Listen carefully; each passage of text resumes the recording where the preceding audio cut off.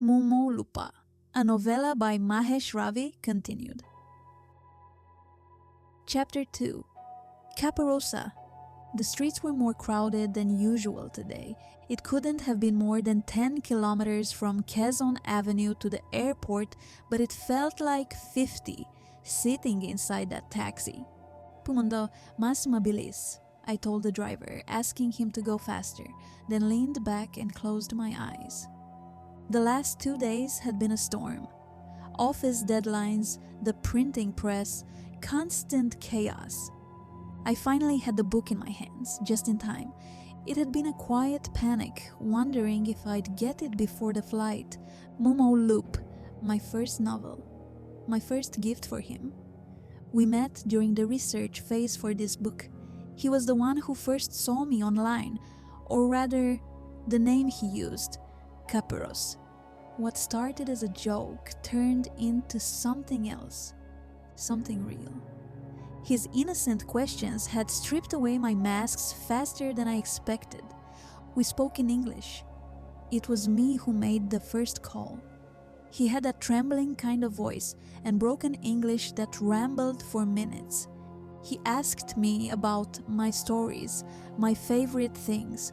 Somewhere in the middle of that call, I started falling in love. We kept talking, often long and late. But never once did he ask to see me. Only once did he request a photo. And even then, he said if he ever saw me, it had to be in person. Exactly 1 month later, here I was, on my way to meet him.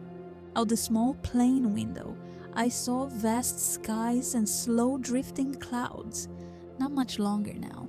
I was heading into a strange country, but he would be there. I clutched the book to my chest. The flight had begun to descend. I grabbed my bag and rushed to the bathroom to wash my face. Something inside me was rattling. I stepped out of the airport and flagged down a taxi. I handed the driver a crumpled note with his address, the one he had sent me. The driver glanced at it, stared out the window as if thinking, then turned to me and said, 1,000 rupees, madam. I nodded. I meant to ask how far it was, but what was the point now? Outside, the amber street lamps blurred past in fast, dizzying circles. Somewhere in the ride, I dozed off. When I woke, the car was still. The driver was gone. I spotted him standing by a roadside shack smoking. He saw me, walked over, and said he'd been calling me for a while, that we'd arrived. I stepped out quickly, paid him, and checked the note again.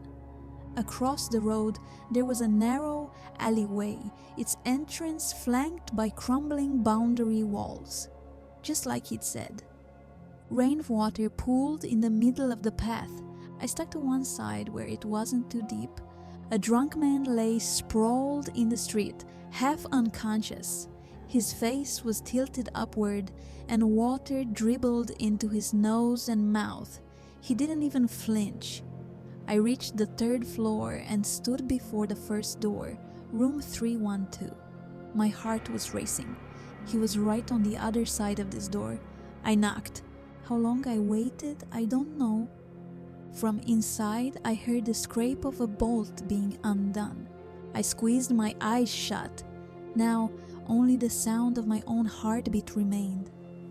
When I opened my eyes, he was there, standing still, silent, just looking at me. His hair was messy, his beard had grown in, and his eyes gleamed in the hallway light. He was wearing a tight white shirt. I couldn't hold his gaze for long. I lowered my eyes and smiled as I held out my hands. He took them, gently, but with strength. Then he pulled me toward him, like floating into the arms of an old soul. I pressed myself against his chest. I looked up to say something, but before the words could leave my mouth, his cracked lips found mine and bit down. He lifted me. Our bodies shifted, collided. but our mouths never parted. It felt like falling from a great height, and yet we landed on feathers. He was above me. I touched his face. He devoured me like a beast claiming its prey. Light had begun to seep in through the window. We were tangled together beneath a single sheet, both of us naked and barely breathing. I slipped out quietly and pulled the blanket over him. He was still asleep, peaceful. I picked up Mumo and turned to the first page. To my inspiration, I had written. I placed the book on the table and tiptoed to the bathroom. Cold water splashed on my face. Somewhere inside me, something ached. I stared at myself in the mirror for a while, then chuckled at the memory of what just happened. But as I turned to leave, I noticed something. The floor was slippery. I reached out, trying to find the light switch, but couldn't. I crouched and looked down. Something was spreading across the floor, a black liquid. I dipped a finger in it. Not water. My eyes scanned the wall. There was a vent just above the tiles. I climbed up, pushed it open. Light poured in through the grate, and then I saw it clearly. The liquid wasn't black. It was deep red, like blood. It was flowing.